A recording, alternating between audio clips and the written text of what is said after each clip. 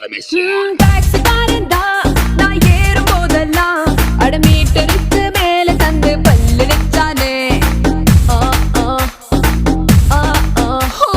பஸ்ல ஏறித்தான் ஒரு சீட்டு கேட்டேனே, தன் சீட்டை டிரைவர் தந்து விட்டு ஓரம் நின்னானே.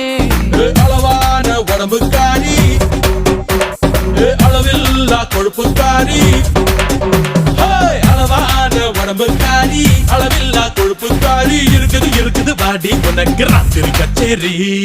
டாடி மம்மி வீட்டில் இல்ல, தட போட யாரும் இல்ல, விளையாட